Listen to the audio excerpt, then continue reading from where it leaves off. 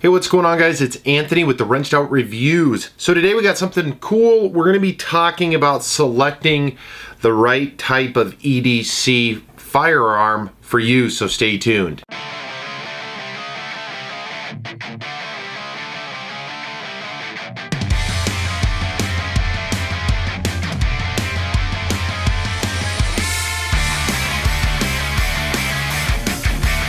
Alright guys, so the EDC has been kind of a ongoing thing, and it's going to continue going with the Wrenched Out Reviews. We got a lot of cool ideas that we want to share with you guys. But today we're going to have kind of a short and sweet video. I have 4 of my personal pistols kind of lined out right in front of me here, and we're going to talk through what the EDCs are, what my EDC is currently, and we'll just get started by there. Now, all the weapons that are in front of me are all empty. There's no ammunition. There is some in the case, but there's none in the immediate area for the sake of this video. So if you are doing anything with firearms, especially showing someone doing an instructional video, unless it's shooting, of course, or you're at the range, please make sure you don't have any ammunition in the weapon. So to start off, EDC, now if you're carrying a firearm, obviously the best advice I would say to any individual is make sure that you spend plenty of time with the firearm. You don't want an accidental discharge. That's probably the most important, no matter what firearm you have. Not having the time with the gun to understand it, to handle it, so forth and so on, is absolutely critical for your life safety and those around you. So please get out to the range, enjoy your gun, get to know it.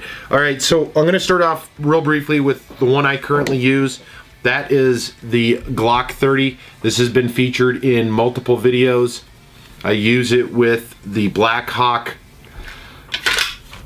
side holster. Looks just like that right there. Nice compact. It is a 45 caliber.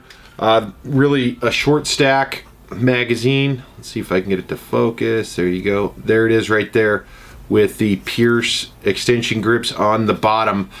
So this bad boy does hold 10. So 1045, which is sufficient because I always carry more than one magazine. So a couple other things that I've done to this one. It does have the Talon grips that I adhered to it. I do have a video on that. If you guys are carrying a Glock and you're not getting it stippled or anything, I suggest getting these. These are a cheap upgrade for your Glock, for your Springfield. They have a lot of really good options. These things have held up for almost 2 years now without any kind of issue. Now, grip is obviously an important feature with any firearm, especially your EDC. The other thing, let's see if I can get it. I have the Trigen daylighter sights on it. Now, this gun, a couple of things when you're looking at getting an EDC for your person is obviously, number one, comfort level. A lot of people prefer, I want the biggest caliber possible. That's not always true. If you're a smaller frame person, or you're more comfortable and better equipped to use a 9mm or a 10mm or a 40 cal or a 500 or whatever it is, make sure that it is the correct thing for you. Now, one of the most important things, at least for me and for most people that carry EDCs or conceal carry, would be the ability to conceal this. Now, this is a relatively small pistol by comparison. The difference that I'm going to show you, because I am in debate on switching over to the Glock 19, is it's a fairly small pistol. However, it is fairly thick. It's over 1 inch in diameter, and of course it's a little bit heavy just because it holds 10 rounds. But that's my personal, I love this thing. Now, obviously, you got to be able to function, fit and function. Can you hit the mag release? Can you draw it, put it on target, and then utilize it properly? So that's obviously another key component of your EDC. Now let's go over to the one I was talking about. So this is the Glock 19. This is a 9mm. This is not a subcompact. This is just its standard size. It's not the extended or anything like that. But I'll show you a comparison of the two. So side by side, They are virtually the same size. The difference is this is actually a lighter version, and there's a magazine for it right there. Double stack, you get 15, and then if you wanted one in the chamber, that's what it looks like with the pierced grips on it. Nice size, comfortable in the hand. Obviously it's a 9mm, so less kick, easier to put down range than a 45. You'll also more than likely, depending on your time with service with the weapon, that'll determine your accuracy and so forth and so on. This is a perfect, one of the most perfect EDCs, simply because it's been utilized over and over and over by a tremendous amount of people. Fit and finish on it is the right kind of weapon that you want if you're carrying something like that around. So that's the Glock 19. Now we're going to kind of keep cruising through this. I'm not partial to just Glock, so those of you that are, you know, an SD and Springfield make a wonderful gun. Twerce makes some beautiful guns. Kimber, of course, so forth and so on. These are just the ones that I have right now. Let's go to the Ruger P95. So this is the Ruger P95.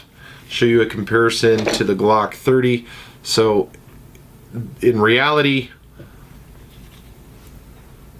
it's actually bigger. It does have the hammer off the back. It does have a flip up safety. Overall, it's a good feeling pistol. It is large by comparison to the Glocks. But my wife actually prefers this over the Glock 19. I personally don't. There's no finger grips on the bottom. Overall, I don't particularly care for it, but I'm not the one shooting this. She is. So let's keep going though. Again, that's a 9mm as well. 9mm makes a great EDC. You get more, generally speaking, you get more ammunition, easier to put down range. Also, depending on where you're buying ammunition from, it's also more cost effective to get to the range with and then do it. Now, one that I actually did carry for a while, I no longer, is the 1911. So this is the Remington R1. I have done some modifications to it. I changed the trigger, changed the rear beaver tail on it, the hammer, and a couple other items on it. Now, I love this gun, and there's a lot of people that are, you know, diehard 1911 guys, this, that, and that. The reason I like this gun is because it's so heavy. So when you're shooting this 45, it is just a beautiful thing because it's so heavy. The recoil is reduced. It feels great in the hand. It's been around for a long time. Practical carry? No, not at all. So size comparison between this, I mean, you've got pretty much an inch of distance up on the top of the 1911. It's heavier. It's the heaviest of all three by quite a bit, and it is empty right now. And of course, this is a Taleo version of the 1911 R1, so it actually holds 8 rounds. Doesn't make up for it. Super heavy, uncomfortable to carry. I was carrying it in a thumb brake, well, this was the thumb brake I was carrying it in, so fit all the way in like this, and then an extra mag on top. This is heavy. You're not concealing this very well. So obviously I've gone away since, but I would highly suggest, if you're looking at a EDC or conceal carry, you know, go out, find a number one, a gun that you're comfortable with, that you're fully capable of doing your function test, taking it down, putting it back up. Ergonomically, it feels good in the hand, because the last thing you want is a firearm that you're not comfortable with, that ultimately isn't safe to carry for you as an individual. That's the most and absolute important thing when even considering conceal carry or EDC. Now, as far as stopping power and all of that, again, that really goes to the user. Obviously, in the event of an emergency, having a firearm that you're accurate with, that you can safely handle, that's going to save lives. One, just because you like the 45, it's got all the stopping power. If it's not accurate, you're not comfortable with firing it, it's going to do you no good. So I would say, out of all of these, again, I'm looking at possibly switching mine from the Glock 30 over to the Glock 19 just because it's lighter. And I get more ammunition in it, but currently it still is the Glock 30. Now, this is obviously kind of a quick run through. I just wanted to talk about this as the EDC Conceal Carry thing. I'm going to continue trying to do this every week, every other week, where we're talking about firearms, firearm safety. We'll go to the range here when it's appropriate, shoot some guns, do a bunch of other things. But this is super important when you go to select an EDC. Don't just show up at the store, buy a gun that looks good, or buy one that your buddy has. It needs to be fit for you. That's the absolute most important thing. So that pretty much wraps us up, guys. Hey, thanks for tuning in to the Wrenched Out Reviews. We really do appreciate it. We're going to do a lot of other videos based around firearms, and of course around a lot of other things as well. As always, you know, check us out on Facebook, Twitter, Instagram.